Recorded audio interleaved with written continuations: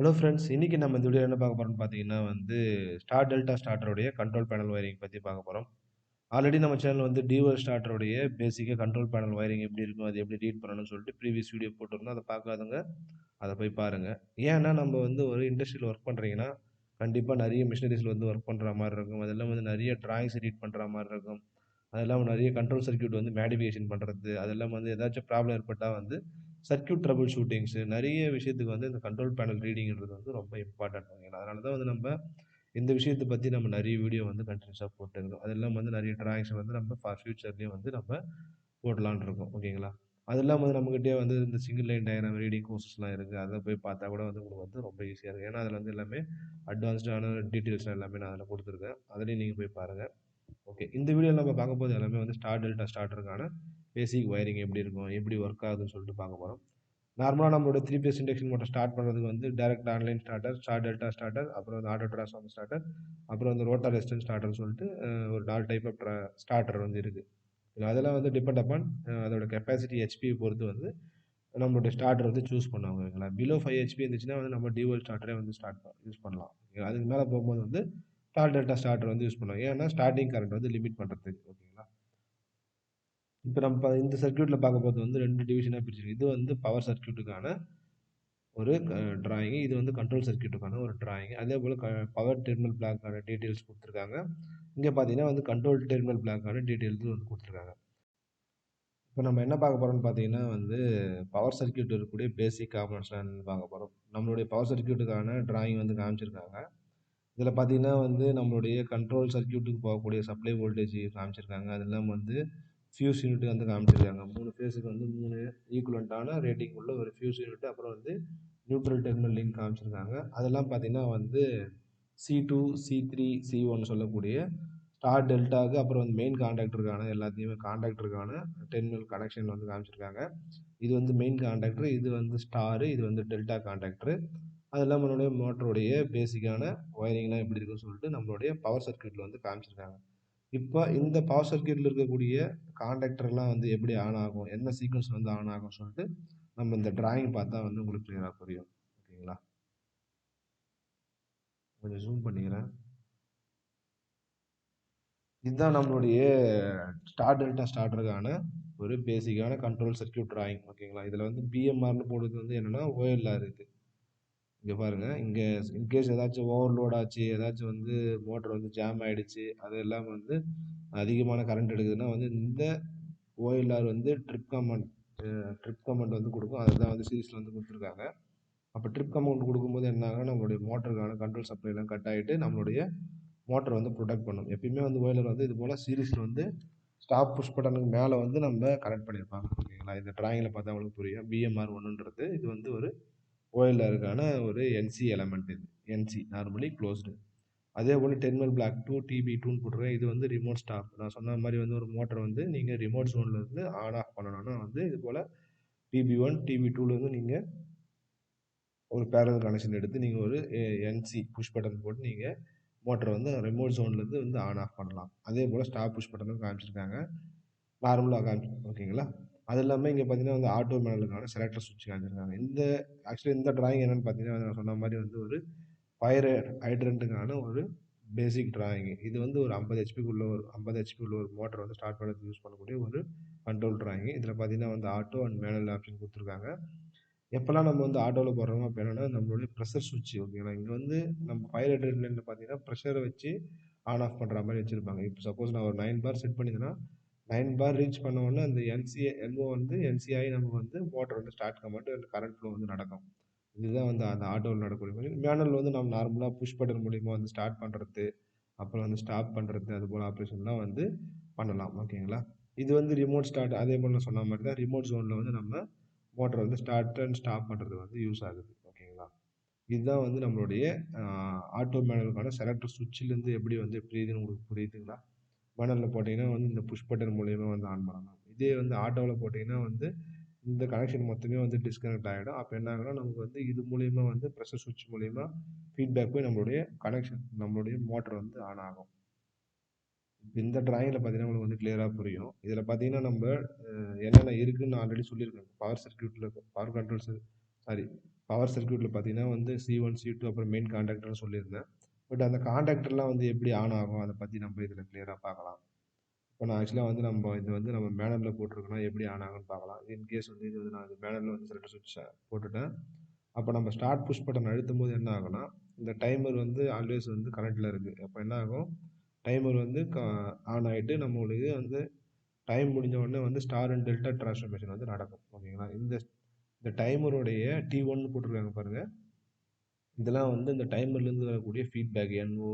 இங்கே பார்த்தீங்கன்னா இந்த T1 போட்டிருக்கா, T1 -1 போட்டு தான் வந்து டைமர்லேருந்து வரக்கூடிய ஒரு NO.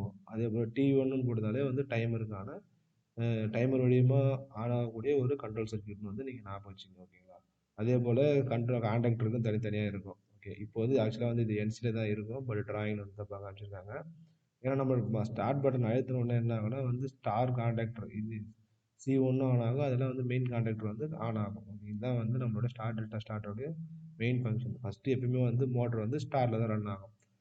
சர்டன் டைம் நம்ம வந்து இங்கே வந்து டைம் டிலே ஒன்று வச்சுருப்போம். இன்கேஸ் ஒரு 10 செகண்ட் வச்சுருக்காங்க. 10 செகண்ட் கழிச்சு என்ன ஆகும்னா இந்த NC இப்போ நார்மலாக வந்து NCயில் இருக்கும். பட் இது வந்து NO ஆச்சுன்னா என்ன ஆகும்னா இந்த ஸ்டார் காண்டாக்டர் வந்து ரிலீஸ் ஆகிட்டு டெல்டா காண்டாக்டர் வந்து க்ளோஸ் ஆகும். ஓகேங்களா. டெல்டா காண்டாக்டர் எப்படி க்ளோஸ் ஆகும்னா இது நார்மல் ஸ்டார்டிங் கண்டிஷனில் வந்து இது வழியாக NC இப்போ என்ன ஆகும்னா C1ன்ற காண்டாக்டர் வந்து ஆன் ஆகிட்டு இந்த Sன்றதுல வந்து பார்த்தீங்கன்னா ஸ்டார் காண்டாக்டர். அப்போ என்ன ஆகும், நார்மலாக வந்து இந்த ஸ்டார் காண்டாக்டர் வந்து ஆன் ஆகிட்டு நமக்கு வந்து இந்த பவர் சர்க்யூட்டில் பார்த்தீங்கன்னா உங்களுக்கு புரியும். அப்போ ஃபஸ்ட் டைம் என்ன காண்டாக்டர் ஆன் ஆகும்னு பார்த்தீங்கன்னா இந்த C2 C1 மட்டும்தான் வந்து அந்த டைம் டிலேக்குள்ளே வந்து ஆன் ஆகும். அடுத்தது என்ன ஆகும்னா அந்த டைம் டிலே வந்து முடிஞ்ச உடனே என்ன ஆகும்னா இந்த NO இருக்குது பார்த்தீங்கன்னா இது வந்து NC ஆகிடும். டெல்டா காண்டாக்டர் இது NC ஆகிடுச்சுன்னா என்ன ஆகும்னா இந்த டெல்டா காயிலுக்கான காண்டாக்டர் சப்ளை போயிட்டு நமக்கு வந்து டெல்டாவில் வந்து மோட்டர் வந்து ரன் ஆகும். அது இல்லாமல் வந்து இந்த ஸ்டாருக்கு அண்ட் டெல்டாக்கு இடையில பார்த்தீங்கன்னா ஒரு இன்டர்லாக் போட்டிருப்பாங்க. இன்டர்லாக்னா என்னென்னா இந்த ஸ்டார் காண்டாக்டர் ஆன் ஆகும்போது இந்த C1 சொல்லக்கூடிய காண்டாக்டர் ஆன் ஆகும்போது இந்த காண்டாக்ட் NO வந்து NC வந்து NO ஆகிடும். அப்போ என்ன ஆகும், டெல்டா காயில் காண்டாக்டருக்கு வந்து சப்ளை போகாது, டெல்டாவிலும் வந்து மோட்டர் ரன் ஆகாது. இன்கேஸ் டெல்டாவில் வந்து டிரான்ஸ்ஃபார்மேஷன் ஆகிடுச்சு அப்போ என்ன ஆகுனா இங்கே இருக்கக்கூடிய C3-C1 C3-1ன்றது பார்த்தீங்கன்னா இது வந்து C3 இந்த காண்டாக்டருடைய நேம் பார்த்தீங்கன்னா C3. ஓகேங்களா. இதோடைய NC வந்து NO ஆகிடும். அப்போ என்ன ஆகும், ஸ்டார் வந்து டிஸ்கனெக்ட் ஆகிடும். அதுக்கப்புறம் ஃபுல்லாகவே வந்து டெல்டாவில் தான் வந்து ரன் ஆகும். இதுதான் வந்து பேசிக்காக வந்து ஸ்டார் டெல்டா ஸ்டார்டரில் நடக்கக்கூடிய ஒரு ஃபங்க்ஷன். அதெல்லாம் பார்த்தீங்கன்னா வந்து இங்கே பார்த்தீங்கன்னா வந்து டெர்மினல் பிளாக்ல வந்து காமிச்சிருப்பாங்க. B17 TB7 TB5. ஓகேங்களா. இந்த C2ன்னு சொல்லக்கூடிய NO காண்டாக்ட் மூலிமா வந்து இந்த கனெக்ஷன் வந்து கொடுத்துருக்காங்க. ஓகேங்களா. அது என்னன்னு பார்த்தீங்கன்னா உங்களுக்கு புரியும். இது வந்து BMSக்கு போகக்கூடிய ஒரு ஃபீட்பேக் லைன் BMS N1 போட்டிருக்காங்க. எதுக்குன்னு பார்த்தீங்கன்னா ஏதாவது ஸ்டேட்டஸ் இண்டிகேஷன் காட்டுறதுக்கு மோட்டர் வந்து ஆனில் இருக்கா, மெயின் காண்டாக்டர் ஆனில் இருக்கா, அல்லது வந்து அந்த மோட்டர் வந்து ரன்னிங்கில் தான் இருக்கான்னு சொல்லி ஸ்டேட்டஸ் காட்டுறது வந்து ஃபீட்பேக் லைன்லாம் வந்து நம்ம C2 சொல்லக்கூடிய ஆக்சிலரி எலமெண்ட் கனெக்ட் பண்ணியிருப்பாங்க. அது மூலிமா நம்ம ஒயரிங் பண்ணி எடுத்து போயிருப்பாங்க. அதே போல் இங்கே பார்த்தீங்கன்னா B19 B20 வந்து நார்மலி NCன்னு போட்டிருக்காங்க. Terminal black 9 terminal black 10. இங்கே பாருங்கள் BMS NCன்னு போட்டிருக்காங்க. அப்போனா வந்து 9 10 வந்து நார்மலி க்ளோஸ். இது எப்போல்லாம் ஆன் ஆகுதோ வந்து அதுக்கேற்ற மாதிரி வந்து இது மாறி மாறி வந்து ஆக்சிலரி காண்டாக்டர் வந்து க்ளோஸ் அண்ட் ஓப்பன் ஆகும். ஓகேங்களா. இன்கேஸ் நான் வந்து காண்டாக்டர் ஆன் ஆகுதுன்னா இது வந்து NC ஆகும், இது வந்து NO ஆகிடும். இன்கேஸ் இது வந்து ஆஃப் ஆகுதுன்னா இது வந்து NO ஆகும், இது வந்து NO ஆகும், இது வந்து NC ஆகிடும். இதுதான் வந்து பேசிக்கான ஒரு ஆப்ரேஷனு. இதே போல் டிராயிங் கீழே வந்து இப்படி தான் வந்து கொடுத்துருப்பாங்க. நிறைய கண்ட்ரோல் டிராயிங் பார்த்தீங்கன்னா வந்து கொடுத்துருப்பாங்க. அது இல்லாமல் வந்து என்ன காண்டாக்டருக்கு எதுக்குன்னு சொல்லி கீழே கொடுத்தாங்கன்னா வந்து அதுக்கேற்ற மாதிரி தான் நீங்கள் வந்து அசியூம் பண்ணி நீங்கள் வந்து பார்த்துக்கணும். ஓகேங்களா. இன்கேஸ் இங்கே பார்த்தீங்கன்னா வந்து ஆணுக்கான இண்டிகேஷன் கொடுத்துருக்காங்க. எப்போல்லாம் வந்து மெயின் காண்டாக்டர் ஆன் ஆகுதோ அப்போ வந்து இந்த R1 சொல்லக்கூடிய இண்டிகேஷன் லேம்ப் வந்து எரியும். அது இல்லாமல் இந்த C2 மூலிமா வந்து இது வந்து க்ளோஸ் ஆகிடும். ஓகேங்களா. இதோட ஆக்சிலரி காண்டாக்ட் லைன் தான் வந்து இங்கே காமிச்சிருக்காங்க. நம்ம புஷ் பட்டனை ஸ்டார்ட் பண்ணிவிட்டு விட்டால் கூட வந்து நமக்கு வந்து சர்க்யூட் வந்து ஹோல்டிங்லேயே இருக்கும். ஓகேங்களா. அதே போல் இங்கே பார்த்தீங்கன்னா இது வந்து ஆஃப் ஆன இண்டிகேஷன். நார்மலாக வந்து எந்த காண்டாக்டருமே வந்து ஆனில் இல்லாத பட்சத்தில் வந்து இங்கே பாருங்கள் C23னா இதுதான். மெயின் காண்டாக்டர் ஆன் ஆகிடுச்சுன்னா என்ன ஆகும், இது வந்து NO ஆகிடும். அப்போ என்ன ஆகும், அந்த க்ரீன் இண்டிகேஷன் வந்து ஆஃப் ஆகிடும். ஓகேங்களா. இதுவே வந்து ஆஃப் இந்த சீட்டு வந்து ஆஃப் கண்டிஷன்ல இருக்கும்போது என்ன ஆகும்னா நார்மலி க்ளோஸ்ட். அப்போ வந்து சப்ளை வந்துட்டே இருக்கும். அப்போ வந்து நமக்கு வந்து இந்த இண்டிகேஷன் வந்து எரியும். ஓகேங்களா. அதே போல தான் வந்து ட்ரிப்புக்கும் அதே போல அலாரத்துக்கு எல்லாத்துக்கும் வந்து இது போல தான் வந்து ஒயரிங் பண்ணியிருப்பாங்க. இதில் வந்து உங்களுக்கு ஓரளவுக்கு புரிஞ்சிருக்குன்னு நினைக்கிறேன். அது இல்லாமல் வந்து நீங்கள் ரிமோட் ஸ்டார்ட்டு அதெல்லாம் வந்து கண்ட்ரோல் டெர்மினல் பிளாக் டீட்டெயில்ஸில் வந்து கொடுத்துருக்காங்க. 1 2 3 4ன்றது வந்து அந்த டெர்மினல் பிளாக்ல வந்து நீங்கள் இங்கே வந்து என்சி புஷ் பட்டனை கனெக்ட் பண்ணி நீங்கள் வந்து மோட்டர் வந்து ஸ்டாப் பண்ணலாம். அதே போல் இங்கே வந்து ஸ்டார்ட் பண்ணலாம். ப்ரெஷர் சுவிட்சை வந்து கனெக்ட் பண்ணலாம் இந்த டெர்மினல் பிளாக்ல.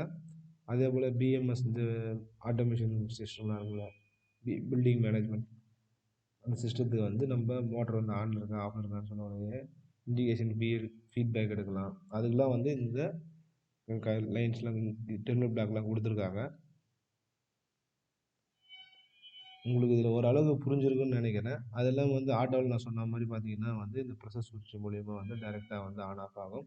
இன்கேஸ் ப்ரெஷர் சுவிட்ச் வந்து அந்த ப்ரெஷர் வந்து ரீச் ஆகிட்டோன்னே என்ன ஆகும்னா இங்கே ஃபுல்லாகவே வந்து சப்ளை கட் ஆகிடும். அப்போ வந்து கண்ட்ரோல் சப்ளை எல்லாமே கட் ஆகிட்டு நம்மளுடைய மோட்டர் வந்து ஸ்டாப் ஆகிடும். இதுதான் வந்து அந்த சர்க்யூட்டில் நடக்கக்கூடிய ஒரு பேசிக் ஃபங்க்ஷனு.